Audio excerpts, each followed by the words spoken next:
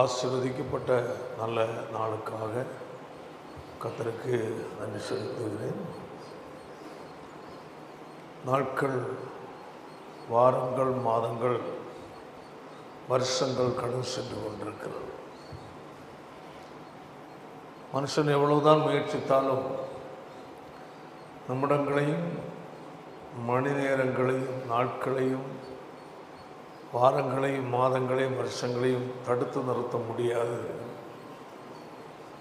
அதுபோல நம்முடைய வாழ்க்கையிலே சரீர பிரகாரமாகவும் உலக பிரகாரமாகவும் வருகிற வயதுகள், களைப்புகள், பலவீனங்கள் அவைகளை தடுத்து நிறுத்த முடியாது. ஒவ்வொரு நாள் கடந்து செல்லும்போது மனுஷன் அவனுக்கு வைக்கப்பட்டிருக்கிற வாழ்க்கையின் முடிவுக்கு எதிராக சென்று கொண்டிருக்கிறான்.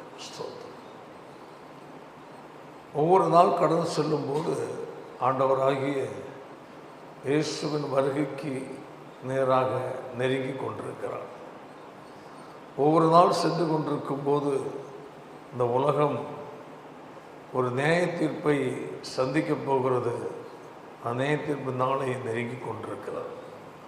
இப்படி உலகத்தில் ஒவ்வொரு நாட்களும் விலையேறம் பெற்றதாக இருக்கிறது. நமக்கு ஒரு காலத்தில் இருந்த சுதந்திரமும் ஒரு காலத்தில் இருந்த எல்லா காரியமும் இந்த நாட்களில் இல்லை. அந்த நாட்களில் சில காரியங்கள் நமக்கு செய்ய வாய்ப்புகள் இருந்தது. ஆனால் அன்று நமக்கு மனம் இல்லை. இன்று நமக்கு மனம் இருக்கிறது, ஆனால் வாய்ப்புகள் முடியவில்லை. ஸ்தோத்திரம். அதுதான் அதனதன் நேரங்களில் செய்ய வேண்டியகளை சரியாய் நேர்த்தியாய் செய்து வாழும்போது அல்லேலூயா கர்த்தர் மிகவும் சந்தோஷப்படுவார். ஆமென், ஆமென். ஆனால் தேவனுடைய பிள்ளைகள் ரொம்ப கவனமாக நாம் இருக்க வேண்டும். வாழ்க்கையில் பிரச்சனைகள் இல்லாத வாழ்க்கை இல்லை, நெருக்கங்கள் வேதனைகள் இல்லாததான வாழ்க்கை இல்லை. ஆனால் அவைகள் மத்தியில் நாம் கர்த்தரை சார்ந்திருக்கும் போது பெரிய பிரச்சனைகள் நமக்கு எதிராக கடந்து வந்தாலும் கூட அது சாதாரணமாக அது மாறிப்போம் என்பதை மறந்து விடக்கூடாது. அல்லேலூயா. பிரச்சனை வரும்போது நாம் மிகவும் பெரிதாக நினைப்போம். ஐயோ, இவ்வளோ பெரிய பிரச்சனை வருகிறது, இதற்கு நான் என்ன செய்வேன், இதற்கு நான் அவர்களுக்கு என்ன பதில் சொல்வேன் என்றெல்லாம் நாம் தடுமாறுவோம். Price God. ஆனால் அந்த நேரம் கடந்து போகும்போது அந்த சூழ்நிலை மத்தியில் அதை நம்மை காயப்படுத்தாமல் கடந்து போய் விடுகிறது. அல்லேலூயா. இப்போ இவைகள் எல்லாமே நம்ம தேவன் நமக்கு செய்கிற ஒரு பெரிய ஒரு மகத்துவமான காரியம் என்பதை மறந்து விடக்கூடாது. அல்லேலூயா. தண்ணீர்களை கடக்கும் போது எப்படியா, ஆறுகளை நீ கடக்கும் போது அவைகள் உண்மையில் என்ன செய்வதில்லை, புரளுவதில்லை என்றார்கள். அக்னியில் நடக்கும்போது நீ என்ன செய்யாதிருப்பாய், வேகாதிருப்பாய். அக்னியை போன்ற சூழ்நிலைகள் என்ன செய்யும், வரும் என்று, வராது என்று சொல்லப்படவில்லை. அல்லேலூயா. ஆறுகளை போல அடித்து செல்லத்தக்க நிலையில் ஆமென் கொடூரமான காரியங்கள் வராதென்றல்ல, வரும் என்றுதான் சொல்லப்பட்டது. ஆனால் அவைகள் மத்தியில் என்ன செய்வதில்லை, கர்த்தர் நம்மை மூழ்கடிக்க விட மாட்டார். ஆமென். அக்கினி போன்ற பட்சித்து போடுகிற நிலையில் நம்முடைய வாழ்க்கையை ஒன்றுமில்லாமல் பண்ணுகிற நிலையில் உள்ள சூழ்நிலைகள் வராதென்றல்ல, வரும். ஆமென். அவைகள் மத்தியிலே கர்த்தர் நம்மை பாதுகாப்பார். அல்லேலூயா. அதான் நம்ம ஆண்டவருடைய ஒரு கரம். ஏன் இந்த உலகத்தில் இருக்கிறது வரையிலையும் எல்லாத்தையும் சந்தித்தே ஆக வேண்டும்.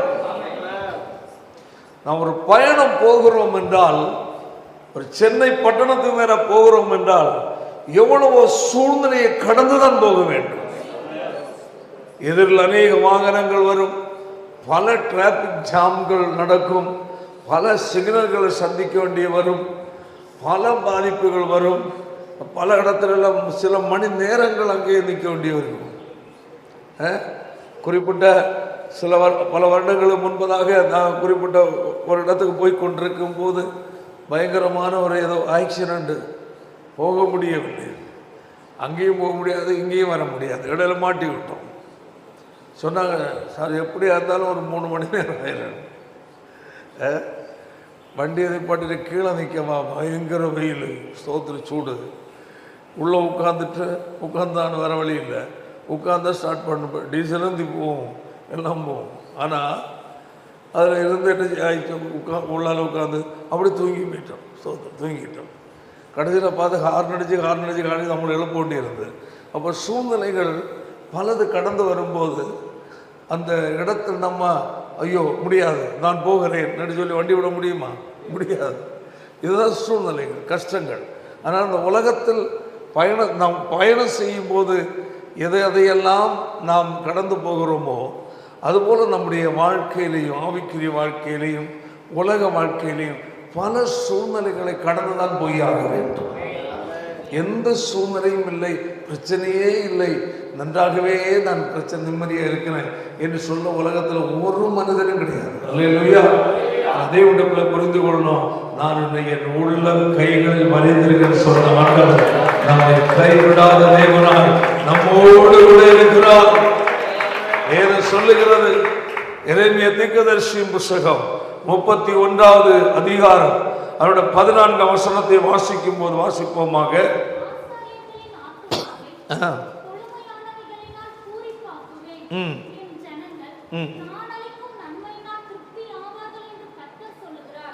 என்ன சொல்லப்பட்டிருக்கிறது? என் ஜனங்கள் நான் அளிக்கும் நன்மையினால் திருப்தி ஆவார்கள் என்று கர்த்தர் சொல்லுகிறார். அல்லேலூயா. அதான் சொன்னேன், இந்த பரந்த உலகத்தில் வாழ்ந்து கொண்டிருக்கிற, பிரச்சனைகள் நிறைந்த இந்த உலகத்தில் வாழ்ந்து கொண்டிருக்கிற தேவனுடைய பிள்ளைகளாகிய நம்மை, அல்லேலூயா, தேவன் நமக்கு அளிக்கிற நன்மைகள் இருக்கிறது. ஆமென். நாம் தேடினால் சில நேரம் அந்த நன்மை விலகி போய்விடும், அல்லது நன்மை போல் வருவது நமக்கு பல கஷ்டத்தையும் இழப்பையும் உண்டு பண்ணும். ஆனா கர்த்தர் சொல்லுகிறார், அப்படிப்பட்ட அந்த உலகத்தில் ஹல்லேலூயா நன்மையை நாம் பெறுகிறோம். ஆமென். கர்த்தர் தருகிற நன்மை, ஆமென், நம்முடைய வாழ்க்கையில் ஒரு திருப்திகரமாய் அத சொல்லப்பட்டிருக்கிறது. நான் என் ஜனங்கள் நான் அளிக்கும் நன்மையினால் என்ன செய்வார்கள்? திருப்தியாவார்கள். அல்லேலூயா.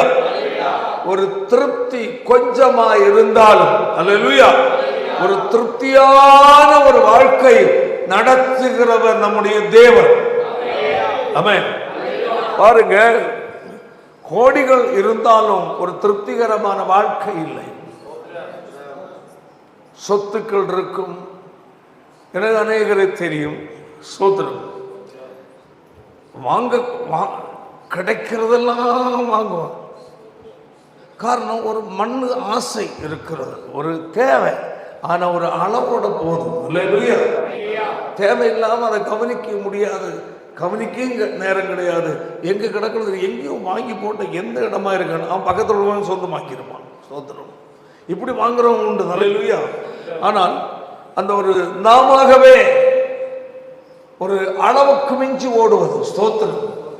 ஆனா தேவன் நம்மை நடத்தும் போது அல்லேலூயா எல்லாம் சீராயிருக்கும். அல்லேலூயா. அதாவது நான் அளிக்கும் நன்மையால் அவள் என்ன செய்வார்கள்? திருப்தி ஆவார்கள். தேவன் உனக்கு கொஞ்சம் தருகிறாரோ அதிகமா தருகிறாரோ அதில் ஒரு திருப்தி. ஆமென். திருப்தியற்ற ஒரு வாழ்க்கை நாம் வாழ்ந்து எந்த பிரயோஜனமும் கிடையாது. அல்லேலூயா. அதான் சொல்லப்பட்டிருக்கிறது, நமக்கு நன்மை வருவதற்குரிய வழிகள் ஏராள வழிகள் உண்டு. ஆனா இருந்தாலும் கூட அல்லேலூயா திருப்திகரமாக மன மகிழ்ச்சியாய் வாழ்வதற்கு நம்முடைய தேவனாய் கர்த்தர் அளிக்கிறார். எவ்வளவு பிரயாசப்பட்டாலும் அவர்கள் திருப்தி கிடைக்க வாய்ப்பே கிடையாது. அல்லேலூயா. அப்படி அருமையான ஒரு சொல்லணும், ஆண்டவரே என்னை நீர் நடத்தும் அப்பா. நான் நடந்தால், நான் வாழ்ந்தால், நான் பிரயாசப்பட்டு படுவதால் எந்த பலனும் கிடையாது. எவ்வளவுதான் பிரயாசப்பட்டாலும் வாய்க்க பண்ணுகிற தேவன் நீர் அல்லவா, பாதுகாக்கிற தேவன் நீர் அல்லவா. ஹல்லேலூயா. Praise God. நன்மையான காரியங்களை தருகிற தேவன் நீர் அல்லவா ஆண்டவரே. அதாவது தேவ பிள்ளைகள் தேவனிடத்தில் மனம் திறந்து ஜெபிக்கணும். ஆமென். ஜெபிக்கிறதுக்கு முன்ன நம்மளை ஒன்று பரிசோதிக்கணும். அல்லேலூயா. ஏற்கனவே நான் உங்களுக்கு பேசியிருக்கிறேன் பல முறை. அதாவது நம்மை ஒன்று முதலாவது பார்க்கணும். நான் சந்திக்க வந்திருப்பது மனிதனை அல்ல, வானத்தை பூமி உண்டாக்கின தேவனை மட்டுமல்ல. அல்லேலூயா. என்னுடைய அந்தரங்க வாழ்க்கையை பார்க்கிற தேவனை, என் ரகசிய வாழ்க்கையை பார்க்கிறவன், என் சிந்தனைகளை பார்க்கிறவன், என் அன்றாட வாழ்க்கையை பார்க்கிற தேவனுக்கு முன்பதாக முழங்கால் படியிட்டு இருக்கிறேன். நான் அந்த தேவனுக்கு முன்பதாய் மறைந்திருக்கவில்லை. அல்லேலூயா. நான் தேவனுக்கு முன்பதாய் மறைந்திருக்கவில்லை. ஆதலால் நான் என் ஆண்டு முன்பதாக என் வாழ்க்கையை ஒப்பு கொடுக்க வேண்டும். சங்கீதக்காரன் சொல்லுகிறான், வேதனை உண்டாக்கும் வழி என்னிடத்தில் உண்டோ என்று பார்த்து 139 சங்கீதத்தில் பார்க்க வாசிக்காத.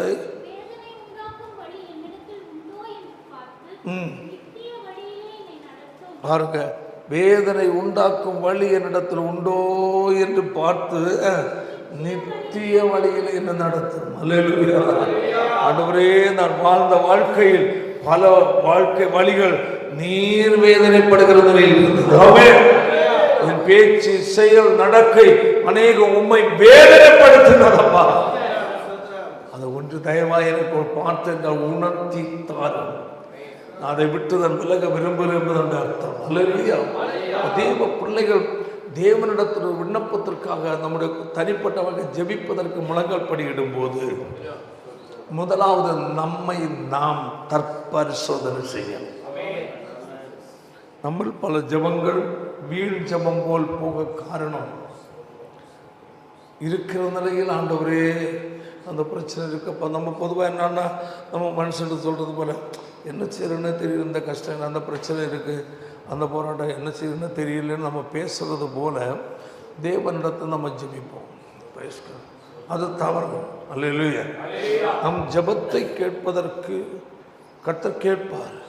கேட்ட பதில் செய்வதற்கு அல்லேலூயா தடையாய் இருக்கிற எந்த காரியத்தையும் முதலாவது நாம் அறிக்கை செய்து விட்டுவிட வேண்டும். இது ரட்சிக்க கூடாது. அப்படி கர்த்தருடைய கை குறுகி போகவில்லை, கேட்கக்கூடாது. அப்படி அவருடைய செவி மந்தமாகவில்லை. வாசிப்பு அடுத்த வசனம், உங்கள் அக்கிரமங்களே உங்களுக்கும் உங்கள் தேவனுக்கு நடுவாக பிரிவினை, அக்கிரமங்கள். அல்லேலூயா. அல்லேலூயா.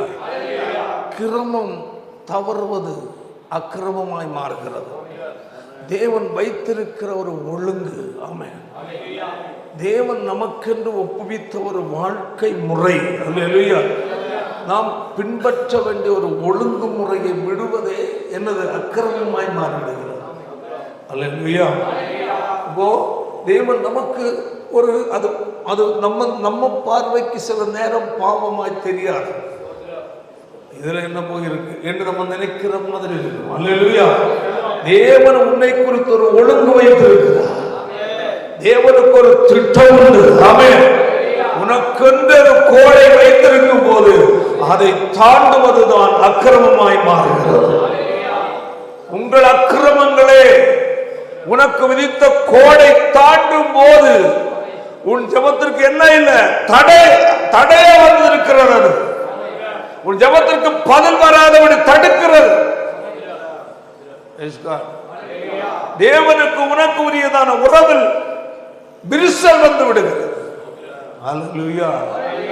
அதாவது தேவ சமூகத்தில், அதாவது கர்த்தருடைய ஆவியானவரால் நடத்தப்படுவதற்கு நம்மை ஒப்பு கொடுக்க வேண்டும். அல்லேலூயா.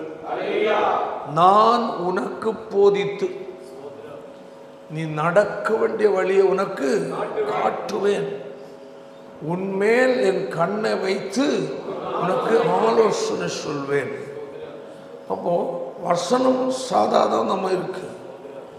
அதற்குள் நாம் கடந்து போகும்போது நான் உனக்கு போதித்து என்று ஆரம்பிக்கிறேன்.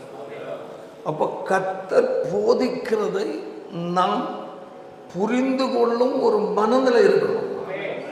புரியுதா இல்லையா? அதான் விஷயம். தெளிவு நமக்கு இருக்கணும். சொல்லிட்டாரு, நான் ஆண்டவரே நான் உனக்கு போதி நடக்க உனக்கு காட்டுவேன், உண்மையில கண்ணை வைத்து சொல்லுவேன் சொன்னீரே மறந்துடாதீங்க என்ன சொன்ன. அல்லேலூயா. ஆனால் வேதம் நமக்கு என்ன சொல்லுது? நான் போதிப்பேன். ஆமென். அல்லேலூயா. வேதம் என்ன சொல்லு? அவர் உங்களை சகல சத்தியத்துக்குள்ளும் அவர் போதித்து என்று சொல்லப்பட்டது. ஆவியானவர் என்ன செய்வார்? போதிக்கிறவர். ஆமென். நினைப்பூட்டுகிறவர், சத்தியத்துக்குள் நடத்துகிறவர். ஆமென். அப்ப அவருடைய போதிக்கிற விதம் எப்படி போதிக்கிறார்? என்னோடு கர்த்தர் என்ன சொல்லுகிறார்? ஆமென். அப்ப அவர் போதிக்கிறதை என்ன செய்யணும்? கேட்கும் ஒரு தெளிவான சிந்தை உண்டாகணும். போதிப்பதை கை கொள்ள ஆயத்த உள்ள ஒரு இருதயம். புரியுதா இல்லையா? விட்டுறக்கூடாது. அல்லேலூயா. கர்த்தர் பேசுகிறார். நம்மளோடு பேசுவது எப்படி அறிந்து கொள்ள முடியும்? வேதத்திற்கு மாறான ஒரு எந்த காரியத்தையும் கர்த்தர் நமக்கு செய்ய தூண்ட மாட்டார், உணர்த்த மாட்டார். அல்லேலூயா. நீதி என்றால் நீதிதான். அநீதியை செய்ய தேவன் ஒத்துக்கொள்ள மாட்டார். அநீதியை செய்துவிட்டு ஆண்டவரே நான் இது செய்திருக்க எனக்கு உதவி செய்யும் அப்ப கேட்க மாட்டார். தேவன் நீதியின் தேவன். அவருக்கு நீதி மட்டும்தான் உண்டு, அநீதி இல்லை. அதான் விஷயம். அப்போ அநீதி செய்தால் அதிலிருந்து நமக்கு நம்ம போய் மாற்றினா நம்ம தான் வெளியே வரணும். அவர் இழுத்து வெளியே விட மாட்டார். அப்படி என்றால் அவர் அநீதி செய்ததுக்கு சப்போர்ட் பண்ண மாதிரி வரும் தேவன். புரியுதா இல்லையா? அல்லேலூயா. அதான் விஷயம். இப்போ ஏதாவது ஒரு முக்கியமான ஒரு மேட்டர், அதில் அது தேவனுக்கு பிரியமில்லாததும் வசனத்திற்கு புறம்பானதும் அநீதியான ஒரு செயல். உங்களுக்கு அது பிடிக்குது, அதில் சில நன்மைகள் கிடைக்கும் வாய்ப்பு இருக்கு. நீங்கள் உடனடியாக நீங்கள் என்ன செய்றீங்க? அதுக்குள்ள சரி அதை செயல்பட பிரயாசப்படுறீங்க, முயற்சி பண்ணுறீங்க. அதில் எல்லாம் போய் எடுத்து சரி சீக்கிரம் முடிச்சுட்டு எடுத்துகிட்டு நமக்கு கிடைக்கிறத வாங்கிட்டு வந்துடலாம் என்ன போகிற மாதிரி கிடுக்கிட்டு முயற்சி பண்ணீங்க. ஆனால் உள்ளே போய் என்ன செய்துட்டு மாட்டிட்டீங்க, சிக்கலில் மாட்டிட்டீங்க. இப்போ விசுவாசி எங்கே மாட்டிகிட்டு இருக்கு? அநீதியான செயலில் போய் மாட்டிகிட்டு இருக்கு. அங்கே இருந்துட்டு ஜெபம், ஆண்டவரே எப்படியாவது காப்பாற்றும். அப்படியே மகனே இழுத்து வெளியே போட்டார். சரி, இன்னும் போய் அங்கே போய் அதையும் செய்து நான் இழுத்து வெளியே போடுறேன் அப்படின்னா நம்ம தேவன் அநீதியின் தேவனாக எல்லாம் மாறுவார் அல்ல. அப்போ நாம் அதை போதித்து என்று சொல்லும்போது அல்லேலூயா, அவருடைய போதிக்கிறதான வார்த்தையை நாம் கேட்டு அப்போ அநீதிக்கு நேர போவதை அந்த போதனை என்ன செய்து தடுக்கிறது. புரியுதில்லை? அதான் நம்ம செய்திகள் மூலமாக நம்மை தட்டுவது, நம்முடைய உள்ளத்தை தொடுவது, குத்துறது போல் இருப்பதும். தவறுகள் வரும்போது செய்துவிட்டு வருவோம். பாவம் அல்ல, பெரிய பாவம் அல்ல, சில வேதத்திற்கு அது பாவம்தான், ஆனால் அக்கிரமமாக நான் சொல்லப்பட்டிருக்கு. போயிட்டு வருவோம், ஆனால் விடுதலை பெற்றுக்கொள்ளாமல் இருப்போம். அல்லேலூயா. அப்போ அதை தேவன் ஏற்றுக்கொள்வதில்லை. அல்லேலூயா. அப்போ அவர் போதிக்கும் போது நாம் நீதிக்கு எதிர்மாறான அநீதியில் போய் சிக்குண்டிருக்கிறோம் என்பதை ஆவியானவர் சுட்டி காட்டுகிறார் வசனத்தின் மூலமாக. அல்லேலூயா. உடனே புரிந்து கொள்ள வேண்டும், ஓ நான் வேதத்துக்கு மாறான நிலையில் நான் போயிருக்க மாட்டிருக்கிறேன். இனி இப்ப அதிலிருந்து வெளியே வருவதற்கு தேவன் உன்னை வெளியே கொண்டு வர மாட்டார். என்ன புரிந்து கொள்ளுங்கள், சோதனையை சகிக்கிற மனுஷன் பாக்கியவான். யாக்கோபில் சொல்லப்பட்டிருக்கு. அடுத்தது பாருங்க, கர்த்தர் யாரையும் பொல்லாங்கனால என்ன செய்கிறவர்? சோதிக்கிறவர் அல்ல. அடுத்தது, அவனவன் தந்தன் சுய இச்சையினால் இழுப்புண்டு சோதிக்கப்படுகிறான். சுய இச்சை, தன் விருப்பத்தை நிறைவேற்றுவதற்காக ஒரு காரியத்தை செய்கிறான். ஆமென். அது யார் உத்தரவாதி அல்ல, தேவன் உத்தரவாதி அல்ல. ஆமென். கர்த்தர் ஒரு சோதனை வழியாக கொண்டு போகிறார் என்றால் அதிலிருந்து நீ வெளியே வரும்போது உள்ள போனதை விட டபுள் மடங்கு ஆவிக்கிறவங்க பிரகாசமாக தான் வெளியே வரும். பின்மாற்றக்காரன் வர மாட்டேன், அல்லேலூயா, முறுமுறுத்துட்டு வர மாட்டேன். ஆமென். ஓ, நீயா ஆசைப்பட்டு ஒன்றை நீ விரும்புகிறாய், சம்பாத்தியமோ பொருளோ எதுவும் சரி, அதுல போய் அகப்படும் போது அல்லேலூயா, ஆண்டவரே, அது சில அநேகர் தேவ சித்தத்திற்கு மாறானதை செய்வதற்கும் ஜோம் பண்ணிட்டான் போவாங்க. எங்க ஊர்ல ஒரு அவனு பேரன் கிறிஸ்டியன் தான், மறந்து போச்சு, பெரிய திருடர், தனியாக தான் போய் திருடுவான். அவனுக்கு திருவனந்தபுரத்தில் ஒரு மனைவி, 3 இடத்துல இருக்கிறாங்க, 3 மனைவிமார். அந்தந்த ஏரியாக்களை திருடும் போது அந்தந்த நாளில் அங்கே போயிடுவான், அந்த பொருளெல்லாம் அங்கே கொடுத்துருவான். அந்த திருடருக்கு பயன்படுத்துகிறதான ஆயுதங்கள் எல்லாம் குறிப்பிட்ட ஒரு இடத்துல கொண்டு மறைச்சி வச்சிருவோம். ஆள் இவ்வளோ தான் இருக்கும், மோட்டமான ஆள். எங்கள் வீட்டு பக்கத்தில் ஒரு பெரிய, நான் உங்களுக்கு சொல்லியிருக்கிறேன் முன்ன, நகை ஜுவல்ஸ் கடை தாராளம். அந்த காலத்திலேயே, அந்த சிறு பருவத்திலேயே எங்கள் ஏரியாவிலேயே அந்த மாவட்டத்தில் மிக முக்கியமான ஒரு நகைக்கடை சிறு பருவத்திலே இருந்தது, பெரிய பணக்காரங்க. இவன் அந்த வீட்டில் திருடுறதுக்கு வந்திருக்கிறான் பாருங்க. அப்போவுமே அவங்க அந்த ஷட்டர்ல எல்லாம் எலக்ட்ரிக்கல் லைன் விட்டுருக்குறாங்க. அப்போவுமே வீடெல்லாம் விட்டா, வீடு அவங்களுக்கு பின்னாடி மேலே இருக்கு. இவன் ராத்திரி ஒரு திருட்டு முடிச்சு ஜெயிலுக்கு போயிட்டு ஜெயிலேருந்து மாறான். எப்படி மாறான்?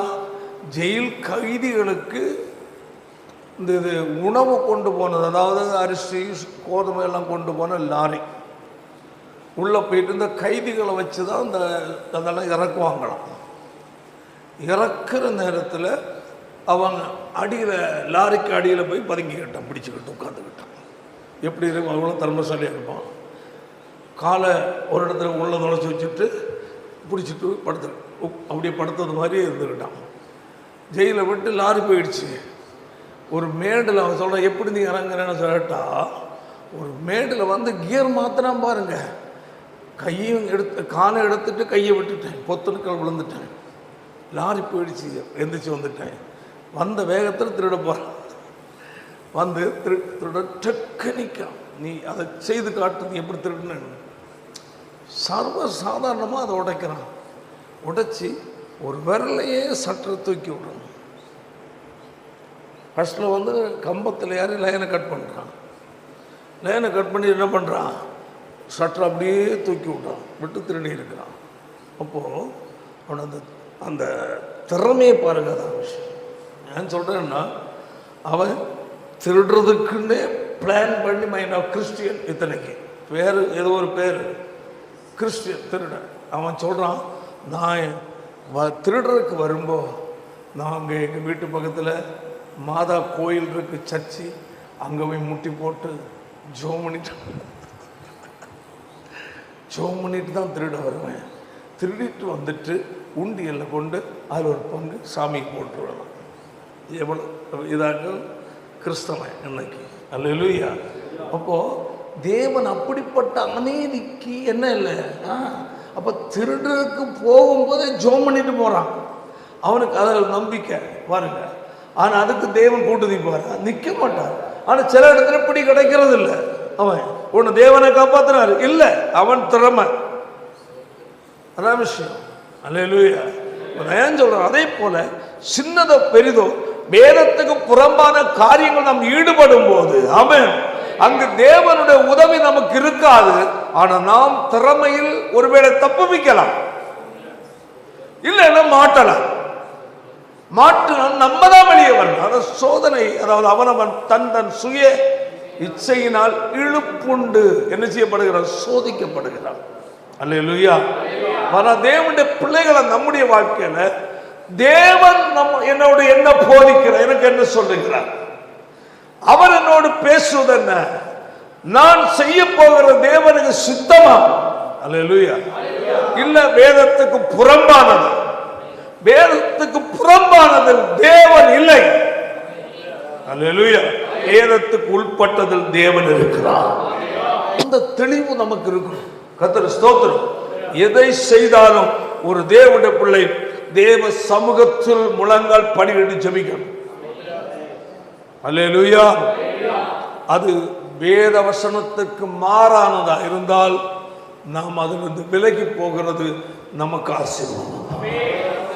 நாம் துணிந்து செய்யும் போது அதனால் வருகிற வேதனையும் கண்ணீர் சிக்கல் எல்லாத்தையும் அனுபவித்தே ஆக வேண்டும். அல்ல ஆண்டவர் தான் சொல்லுகிறார், எனது நான் அளிக்கும் நன்மை. ஆமென். ஹல்லேலூயா. என் ஜனங்களுக்கு நான் அளிக்கும் நன்மையால் அவர்கள் என்ன செய்வார்கள், திருப்தி ஆவார்கள். அல்லேலூயா. தேவன் நமக்கு அளிக்கிற நன்மைக்காக நாம் காத்திருக்க வேண்டும். அதை நாம் அடையாளம் கண்டுகொள்ள வேண்டும். ஏதோ சொல்லுகிற 1 பேதுருவில் 5:7 வாசிக்கும் போது, அவர் உங்களை விசாரிக்கிறவர். ஆமென். தேவன் நம்மை என்ன செய்கிறவர், விசாரிக்கிற தேவன், விசாரிக்கிறவர் ஆனபடியினால் உங்கள் கவலைகளை எல்லாம் அவர் மேல் வைத்து விடுங்கள். ஆமென். நீ பிரச்சனைகளையே முழுகுவது தேவனுக்கு சித்தமல்ல. அல்லேலூயா. உன் பிரச்சனையை தேவனிடத்தில் சொல். ஆமென். அதிலிருந்து கர்த்தரை வெளியே கொண்டு அவர் வல்லமை உள்ள தேவனாக. சில காரியங்கள் ஆண்டவரே, சில என்ன அறியாமையினால் நான் இதில் வந்துட்டேன், மன்னிச்சிருங்க என்று ஜெபிக்கிற தேவ பிள்ளைகள் உண்டு. அறியாமையினால், அறிந்து துணிகரத்துக்கு சப்போர்ட் இல்லை, அறியாமையினால் எனக்கு தெரியாமல் நாம் வந்துட்டோம்ப்பா, நானா வரல என்று நம்ம ஜெபிக்கும் போது தேவன் அதிலிருந்து நமக்கு வழியை காட்டுவார். அப்படியெல்லாம் இருக்குது. நாம் தேவனிடத்தை நம்ம எந்த நிலையில் நெருங்குகிறோமோ, நம்முடைய உள்ளான இருதயம் எந்த நிலையில் தேவனிடத்தில் தாகம் கொள்ளுகிறதோ, விசுவாசம் வைக்கிறதோ, வாஞ்சிக்கிறதோ, அதன்படி கர்த்தர் நம்முடைய வாழ்க்கையில் கிரியை செய்கிற தேவனாக இருக்கிறார். அல்லேலூயா. அதான் சொல்றேன், அவர் உங்களை என்ன செய்கிறவர், விசாரிக்கிற தேவன். ஆமென். நம்முடைய வாழ்க்கையில் உலக மனிதர்கள் விசாரிக்க மாட்டார்கள். அவருடைய விசாரணை குறிப்பிட்ட நாட்கள் மட்டும்தான். அல்லேலூயா. குறிப்பிட்ட அளவோடு விடுகிறது. நம்முடைய தேவன் அப்படியவர். அல்லேலூயா. கடைசி வரை நம்மை கவனிக்கிற தேவன். மனிதர்களை நாம் நம்புவோம். எந்த மனிதனாயிருந்தாலும் நமக்கு ஒரு உதவி செய்வேன்னு சொல்லிவிட்டால் ஒரு குறிப்பிட்ட டைம் எல்லாம் அவங்களால் முடியும். அல்லேலூயா. அதற்கு மிஞ்சி அவங்களால் செய்ய முடியாது. ஒரு பணமா இருக்கலாம், பொருளா இருக்கலாம், வேற ஏதாவது உதவிகளா இருக்கலாம். ஒரு அளவு காரணம், இவர்களுக்கு நெருக்கம் வேறு விதமாய் வந்து விட்டால் அந்த இடத்துல அவளை என்ன செய்ய முடியாது, போக முடியாது. மனுஷன் அப்படிதான். அல்லேலூயா. ஆனா தேவன் அப்படி இல்லை. அல்லேலூயா. எல்லா சூழ்நிலை மத்தியிலே நமக்கு அவர் உதவி செய்கிற தேவன். ஆமென். அவர் நம்மை விசாரிக்கிற நல்ல ஆண்டவராக. வேதம் சொல்லுகிறது, பிலிப்பியருக்கு, அதாவது அதனுடைய பிலிப்பியருக்கு நிருபம் 4வது அதிகாரம் 6ஆம் வசனத்தை வாசிக்கும் போது வாசிப்போமாக, ஒன்றுக்கும், அப்ப தேவ பிள்ளைகள் ஒன்றுக்கும் கவலை, கர்த்தர் அளிக்கிற நன்மை ஒன்று இருக்கிறது. அதை எதிர்பார்த்து விசுவாசத்தோடு வாழ்கிற தேவனுடைய பிள்ளைகள் தேவையில்லாமல் என்ன செய்ய மாட்டார், கவலைப்பட மாட்டார்கள். அவர்களுக்கு தெரியும், என்னுடைய தேவன் என் காரியத்தில் கரிசனை உள்ளவராக இருக்கிறார். அல்லேலூயா. என் காரியத்தில் நான் எவ்வளவு தூரம் கவனம் செலுத்துகிறேனோ, என் பிள்ளைகளுடைய காரியத்தில் நான் எவ்வளவு கரிசனை காட்டுகிறேனோ அதை பார்க்க 100 மடங்கு கரிசனை காட்டுகிறேன் என்னுடைய தேவன். ஆமென். நம்முடைய பிள்ளைகள் மேல் நாம் எவ்வளவு கரிசனை காட்டுவோம். ஆமென். அவர்கள் செய்ய வேண்டிய காரியங்களை செய்வோம், எல்லாம் செய்வோம். என்னென்ன செய்யணுமோ நம்மளை முடிந்த ஆசைப்பட்டு செய்கிற நிறைய காரியங்கள் உண்டு. ஆனால் நம்ம தேவன் நம்ம பிள்ளைகள் மேல் நாம் வைத்திருக்கிற கரிசனை பார்க்கலாம் 1000 மடங்கு கரிசனை நம்முடைய கர்த்தர். அதை விசுவாசிக்கணும். ஆமென். அல்லேலூயா. அதான் விஷயம். காரணம் அவரை நேசிக்கிற அவருடைய பிள்ளைகளுக்காக தேவன் செயல்படுகிறார். ஆமென்.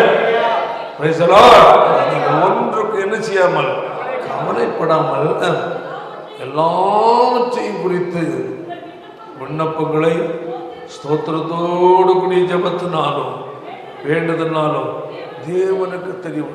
எந்த நெருக்கத்தின் மத்தியிலையும் தேவனுக்கு தெரியும். நான் தான் உங்களுக்கு முதலாவது சொன்னேன், ஜெபிப்பதற்கு முன்பதாய் பரிசோதனை செய்யுங்கள். உங்களை தேவ சமூக சுத்திகரியுங்கள். அல்லேலூயா. நம்முடைய பேச்சுகள், செயல்கள், சிந்தனைகள், நடைமுறைகள், இதில் தேவன் துக்கப்படுகிற காரியங்கள் எது இருந்தாலும் அதை ஆண்டவருடன் நாம் அறிக்கையிட வேண்டும். அல்லேலூயா. முதலாவது பாருங்க, சங்கீதம் 17ஆம் சங்கீதத்தில் அதில் பார்க்கும் 1 வசனத்தை வாசித்து, கர்த்தாவே நியாயத்தை கேட்டருளும், என் கூப்பிடுதலை கவனியும். பாருங்க பாருங்க, கபடம் இல்லாத உதடுகள் நின்று செவிகொடும். அப்போ தேவனிடத்தில் தன் நிலையை அறிக்கையிடுகிறான். ஆமென். ஆண்டவரே, நீ நியாயத்தை கேட்கிறவன். ஆமென். அநியாயத்துக்கு சப்போர்ட் பண்ற தேவன் அல்ல. அப்போ என்ன சொல்றார்? கேட்டருளும், கவனியும், செவிகொடும். அப்போ கேட்கிறான், கபடம் இல்லாத உதடு. அப்ப தன்னை அவன் சோதிக்கிறான். என் வாயிலிருந்து கபடான வார்த்தைகள் வந்திருக்கா? நம்ம ஆட்கள் சில நான் நேரடியாகவும் பார்த்துருக்கிறேன், நல்லா எந்த தடங்கள் என்று கேட்டால் விஷயம் நல்ல தாராளமாக கண்டது பேசுவோம். பேசிட்டு சபையில் வந்து உட்கார்ந்த உடனே கிரிபிரி கிரிபிரி கிரிபிரி கிரிபிரின்னு அந்நிய பாஷை பேசும். அது என்ன பெரியோ தெரியாது, பெரிய பாவமாக்க. பரிசுத்தம் இல்லாமல் ஆவியின் நிறைவது பெரிய பாவம். வஞ்ச ஆவியாகிய பொல்லாத ஆவிக்கு வாழ்க்கையில் இடம் கொடுப்பது. வஞ்சக ஆவி ஒரு நபருக்குள் நுழைஞ்சிருச்சுன்னா அது வெளியே போகவே போகாது. காரணம் தெய்வ பயமற்ற ஒரு வாழ்க்கை. அல்லேலூயா. கர்த்தர் துக்கப்படுகிற வார்த்தைகள் பேசுவது, தேவ பிள்ளைகள் ஒரு நபரை பேசுவது எச்சரிக்கை, கெட்ட வார்த்தை பேசுவது, கேவலமானதை பேசுவது, தூற்றுவது, கோல் சொல்லி நடப்பது, சண்டை பிடிக்கிறது, இதெல்லாம் பெரிய தப்பு. தேவ பிள்ளைகள் அப்படிப்பட்டவர்களுடைய ஜெபத்தை கேட்க தேவன் விரும்ப மாட்டார். காரணம் அவர்களுடைய வார்த்தைகள் பொல்லாதது. இந்த வாயிலிருந்து புறப்பட்ட வார்த்தைகள் அநேகரை காயப்படுத்தி இருக்கிறது. நம்ம நினைப்போம், அவங்க பேசினா நான் பேசுறேன். நீ யார், அவங்க யார்? நீ கர்த்தரால் தெரிந்து கொள்ளப்பட்ட தெய்வ பிள்ளை எல்லாம். ஆண்டவரை மூஞ்சில உமிழ்ந்து துப்புனாங்க, அப்பொழுதும் அவர் அமைதியாக இருந்தார். ஓய்வு கன்னத்தில் அறைந்தார், அப்பொழுதும் அமைதியாக இருந்தார். காரணம், நம் ஆண்டவர் எவ்வளவோ சித்திரவதை பண்ண போதிலும் கூட ஒரு வார்த்தை கூட திருப்பி அவர் பேசவே இல்லை. அவருடைய பொறுமை, அவருடைய தாழ்மை, அவருடைய அன்பு அவ்வளவு பெருசு. அவருடைய பிள்ளைகளாக இருக்கிற நாம், அல்லேலூயா, பிரைஸ் காட், சில காரியங்கள் நம்ம பொறுமை இல்லை என்றால், ஒரு ஆள் ஒன்று பேசுகிறாங்களா, நம்ம திருப்பி பதில் கொடுக்க வேண்டிய தேவையில்லை. நம்ம கண்டுக்கிடாமல் போயிட்டா பிரச்சனை முடிஞ்சு போச்சு. நாம் திருப்பி ஒன்று பேசினா அவங்க வேற பேசுவாங்க. அல்லேலூயா. சில விசுவாசிகள்லாம் உலகத்தான் உலக மனுஷன் பேசுகிறத விட கொடூரமான கேவலமான வார்த்தைகள் பேசுவோம். அவன் நோட்ஸ் எடுக்கிற மாதிரி இவங்க பேசுவாங்க. இந்த மாதிரிப்பட்ட வார்த்தை நம்ம இதுவரை கேட்டதில்லை. நோட்ஸ் எடுத்து வைப்போம், தேவைப்பட எங்கேயோ பேசுகிறதுக்கு. அந்த மாதிரி பேசுகிறதான விசுவாசிகள் உண்டு. தேவன் உன்னை ரட்சித்தது அதற்கல்ல. அல்லேலூயா. உன் பாவத்தை மன்னித்தார், உன்னை ரட்சித்தார் என்றால் உன்னுடைய சுபாவங்கள், வாயின் வார்த்தை, உன்னுடைய சிந்தனைகள், செயல்கள் எல்லாவற்றிலிருந்தும் உன்னை பரிசுத்தப்படுத்தி ரட்சித்திருக்கிறார். அல்லேலூயா. திருப்பி நீ அதை செய்கிறாய் என்றாலே தேவன் உன்னோடு கூட இருக்க மாட்டார். அவர் துக்கப்பட்டு உன்னை விட்டு விலகி விடுவார். வேண்டாம் பேரளவில் கிறிஸ்தவனாய் உன்னை காட்டிக்கொள்ள நான் சர்ச்சைக்கு போகிறேன் வரேன், அதில் ஒன்றும் பிரயோஜனம் கிடையாது. அல்லேலூயா. கிறிஸ்தவன் என்றால் கர்த்தர் போதிக்கிற பாதையில் நீ வாழ ஒன்று ஒப்பு கொடுக்கணும். சில அறியாமைகள், சின்ன சின்ன குறைகள் வரும், அது வேறு. ஞானமாக இருக்கணும். நான் இப்படி பேசுவதனால் யாராவது நம்மளை குறையாக பேசுவாங்களா, தப்பாக பேசுவாங்களா, அப்படி நடப்பதனால் ஏதாவது பிரச்சனை, கர்த்தருடைய நாம தூசிக்கப்படுமா, இது ஆண்டு பிரி, இதெல்லாம் நம்ம யோசித்து தான் வாழ வேண்டியிருக்கு. அல்லேலூயா. எல்லாம் உலக மனுஷனும் நம்ம வாழ முடியாது. அல்லேலூயா. கர்த்தருடைய பிள்ளைகள் இந்த காரியங்கள் ரொம்ப கவனமாக இருக்கணும். ஆமென். நான் வாசிப்பேன் அந்த வசந்த வாசித்து, உம்முடைய சந்நிதியில் நியாயம் வெளிப்படுவதாக, உம்முடைய கண்கள் நியாயமானவைகளை நோக்குவதாக, நீர் என் இருதயத்தை பரிசோதித்து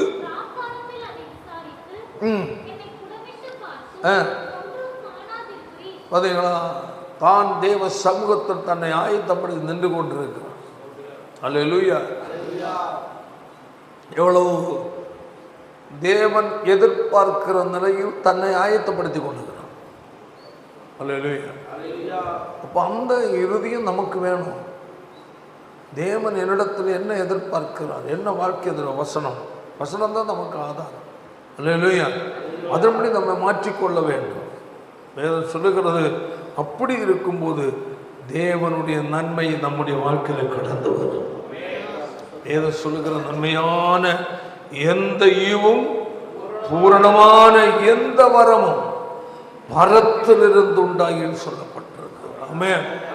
நன்மையான எந்த ஈவும், தேவ பிள்ளைகளாகிய நமக்குரிய நன்மையான எந்த ஈவும் பூரணமான எந்த வரமும் எங்கிருந்து, பரத்திலிருந்து உண்டாகி சோதிகளின் பிதாவிடத்திலிருந்து இறங்கி வருகிறது. ஆமென். அல்லேலூயா. உன்னதமான தேவனிடத்திலிருந்து தேவனுடைய பிள்ளைகளை நமக்குரிய நன்மை கடந்து வருகிறது. ஆமென். அல்லேலூயா. அதான் விஷயம். வேதம் சொல்லுகிறது. இன்னுமாக நம்ம அதில் பார்க்கிற நேரத்தில் ஒரு வசனத்தை கூட நீதிமொழிகள் 10வது அதிகாரம் 22 வசனத்தை வாசிப்போம். கர்த்தரின் ஆசீர்வாதமே ஐஸ்வர்யத்தை தரும், வேதனை கூட. கர்த்தர் கொடுப்பதில் என்ன இல்லை, வேதனை இல்லை. நாம எடுப்பதில், பிரயாசப்படுவதில் வேதனைகள் பலரும் சந்திக்க வேண்டியிருக்கிறது. அப்போ வேதனை இல்லாத ஆசீர்வாதம் வேண்டும் என்றால் கர்த்தர் கொடுக்கிறதுக்கு காத்திருக்கணும். அதன் முதல்ல வாசித்தோம், என் ஜனம் நான் அளிக்க நன்மை. கர்த்தர் கொடுக்கிற நன்மையை அடைவதற்கு பொறுமை தேவை. அவசரப்பட்டா நாமத்தான் அடையணும். நாம அவசரப்பட்டு பெற்றுக்கொண்டால் அதில் என்ன இருக்கு, வேதனைகள். ஆனால் கர்த்தர் தருவதை பெற்றுக்கொள்ள காத்திருந்தால், அல்லேலூயா, அதுல என்ன இல்லை, வேதனை இல்லை. ஆமென். அதனால கர்த்தருடைய ஆசீர்வாதமே ஐஸ்வர்யத்தை தரும், அதனோடு அவர் என்ன கூட்ட மாட்டார், வேதனை கூட்ட மாட்டார். எவ்வளவு அருமையான காரியம். அல்லேலூயா. Praise God. அதான் யாக்கோபுல 3வது அதிகாரம் 17ஆம் வசனத்தை வாசிக்கும் போது சொல்லப்பட்டிருக்கிறது, பரத்திலிருந்து வருவது சுத்தம் உள்ளது. தேவன் கொடுப்பது எப்படி, சுத்தம். அதில் எந்த கலப்படமும் இல்லை. இதோ நான் உங்களுக்கு என்ன வைத்து சமாதானத்தை வைத்து போகிறேன், என்னுடைய சமாதானத்தையே உங்களை வைத்து போகிறேன். உலகம் கொடுக்கிற பிறகு நான் கொடுப்பதில்லை. என் உலகம் கொடுக்கிற சமாதானம் என்னது? கலப்படம். ஆமென். உலகம் என்ன நிறைய சமாதானம் கொடுத்தாலும் அதில் என்ன இருக்கு? கலப்படம் தான். ஸ்தோத்திரம். பால்லையே கலப்படம். பாலில் சோப்பு பவுடர்லாம் போட்டு கலக்கி கொடுக்குறாங்கன்னு கேள்விப்படும். நிறை வருது இல்லையா? நிறை அதில் தான் வருதுன்னு சொல்கிறாங்க. எனக்கு தெரியல. என்னென்னமோ நம்ம குடிச்சு ஆயுசை குறைச்சிடறோம். ஸ்தோத்திரம். அல்லேலூயா. அப்படி இருக்கு பாருங்க. அப்போது தேவன் கொடுப்பது பரத்திலிருந்து வருவது எப்படி இருக்கிறதா? சுத்தம். தேவன் கொடுப்பது உன்னதத்திலிருந்து வருகிற ஆசீர்வாதம் சுத்தமானது. சரீர சுகமாக இருந்தாலும் சரி, செல்வமாக இருந்தாலும் சரி, உலக ஆசீர்வாதம் எதுவாக இருந்தாலும் சரி, ஆவிக்கிறது எல்லாத்திலையும் கலப்பின சுத்தமானது. அப்போ தேவன் நம்முடைய வாழ்க்கையில் ஒன்று செய்வதற்கு நாம் காத்திருக்க வேண்டிய அவசியமா இருக்கு. சுத்தமும் சமாதானம். அப்ப தேவன் கொடுத்தா என்ன இருக்கும்? சமாதானம் இருக்கும். தேவன் கொடுக்கல என்ன இருக்கும்? குழப்பமா இருக்கும். அல்லேலூயா. இது வாங்கினேன் அப்ப இருந்தே ஒரே குழப்பமா இருக்கு, நிம்மதியே இல்லை. சே, அது யாருக்கு கொடுத்துட்டோம்னா அதுவும் வாங்க மாட்டாங்க. வாங்கின நேரத்துலேருந்து ஒரே குழப்பம், ஒரே நம்ம ஒரு ஆசையில் ஒரு விருப்பத்தில் வாங்கிடுவோம். கடைசி திருப்பி இது வந்து சேர்ந்ததோடு வந்தா பிரச்சனை. அப்பா திருப்பி கொடுத்துருவோம்னா யாரும் வாங்க மாட்டாங்க. அப்புறம் சும்மா விட வேண்டி வரும். ஒரு நிறைய பிரச்சனைகள் உண்டு. அதான் சொல்லப்பட்டு சமாதானம். தேவன் கொடுக்குற காரியத்தில் என்ன இருக்கும்? சமாதானம் இருக்கணும். சுத்தமானதாக இருக்கு, கலப்படம் இருக்காது. அடுத்தது சாந்தமும் இணக்கமாக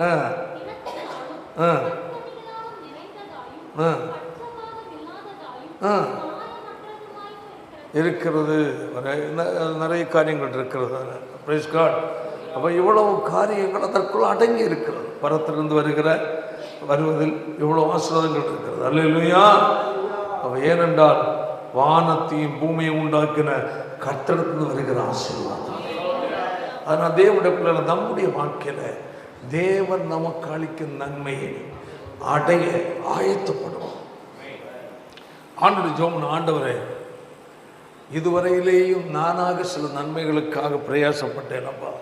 அதனால் என்ன பிரச்சனை, என்னென்ன குழப்பங்கள்லாம் என் வாழ்க்கை நடந்திருக்கு. அது தயவுசெய்து மன்னித்தரும். என் அறியாமையினால், என் ஞான குறைவினால், என்னுடைய புத்தி குழப்பத்தினால நான் இவைகளை எல்லாத்திலையும் தலை போட்டுட்டேன். என்னை மன்னிச்சிடுங்கப்பா. நான் எப்படி வாழணும், உம்மிடத்தை நான் எப்படி பெற்றுக்கணும் எனக்கு தெரியாது. பரிசுத்த ஆவியானவரே, நான் உம்மிடத்திலிருந்து வருகிற நன்மையை அடைவதற்கு பெற்றுக்கொள்ள எனக்கு உதவி செய்யும். அநேக அறிவுகளில் நான் குறைவுள்ளவன். வசன அறிவிலே சத்தியத்தை புரிந்து கொள்வதிலும் குறைவுள்ளவன். இந்த மாதிரி நம்ம ஜெபிக்கணும். எனக்கு இறங்கும், நல்ல தெளிவை தாரும் அப்பா. எதை தெரிந்து கொள்ள வேண்டும், எதை தெரிந்து கொள்ளக்கூடாது, எதில் வேதனை பிரச்சனை இருக்குது, எது கர்த்தரால் உண்டாவது, எது என் முயற்சியில் வருவதென்று என்னால் புரியும் திறன் எனக்கு தாரும். ஒரு பகுத்தறிவு, ஒரு அறிவு எனக்கு தாரும். எனக்கு இறங்கும். இப்போ இருக்கிற இந்த சூழ்நிலை நெருக்கமாக இருக்குது. என்னோட பிரச்சனைக்குள் நான் இருக்கிறேன். எப்படியாவது இந்த ஒரு முறை எனக்கு ஒரு விடுதலை கொடுத்து என்னை சீராக என்னை நடத்தணும்ப்பா. நீ நடத்தும் பாதையில் நான் வாழ, நீ கொடுக்கிற நன்மையை நான் அனுபவிக்க நான் விரும்புகிறேன். எனக்கு உதவி செய் என்று சொல்லி தேவ சமூகத்தில் ஒப்பு கொடுங்க. நீங்கள் ஏதாவது சிக்கலில் மாட்டியிருந்தால் ஆண்டோடு சொல்லுங்கள். அதற்குரிய வழியை கற்று செய்வேன். ஆண்டவரே, நான் இப்படியெல்லாம் மாட்டிட்டேன்ப்பா. என்னென்ன சிக்கல்னாலும் இவ்வளோ கடன், எனக்கு எவ்வளோ பிரச்சனை, இது எப்படி செஞ்சேன்னு எனக்கு புரியலப்பா. என் அறிவீனத்தினால் வந்த பிரச்சனை இதெல்லாம் நான் மனப்பூர்வமாக துணிஞ்சு செய்யலை. அறிவீனம் இதனால் இந்த நன்மை உண்டாகும், சில ஆசிரியம் வருமென்னு நான் நினைத்து செஞ்சுட்டேன். எனக்கு எவ்வளோ ப்ராப்ளத்தில் நான் மாட்டிகிட்டு இருக்கிறேன். நான் உம்முடைய மகன் அல்ல உம்முடைய மகள் இது வெளியே வரணும்ப்பா. எனக்கு உதவி செய்யும். உம்முடைய நன்மை தான் எனக்கு தேவை.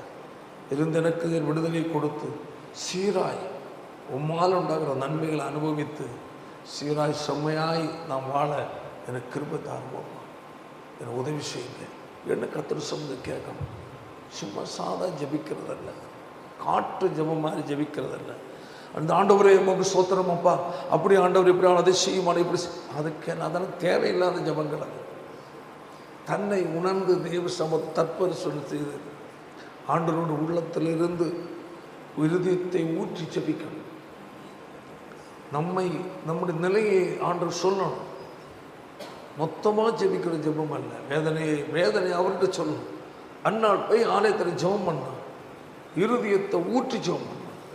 அவள் வேதனையை அங்கே கொட்டினான், அவளை நிந்தித்தார்கள், அதெல்லாம் அங்கே கொண்டு கொட்டினான். பேசுகிறான் கர்த்தர் ஜெபத்தை கேட்டார். அப்போ இந்த நிலை நமக்கு வேணும். தேவ சமூகம் ஒப்பு கொடுக்கணும். ஒரு தீர்மானத்தோடு கடந்து செல்வோம். எல்லாரும் அப்படி எழுந்து இருப்போமாக. நான் அளிக்கும் நன்மையால் என் ஜனங்கள் திருப்தி ஆவார்கள் ஆண்டு சொல்லியிருக்கிறார். ஆண்டவரால் உண்டாகிற நன்மை பெற்றுக்கொள்வதற்கு நம்மை ஒப்புக்கொடு. எல்லாரும் சபிப்போம். திருப்பாத நம்பி வந்தே கிருபை நிறை இயேசுவே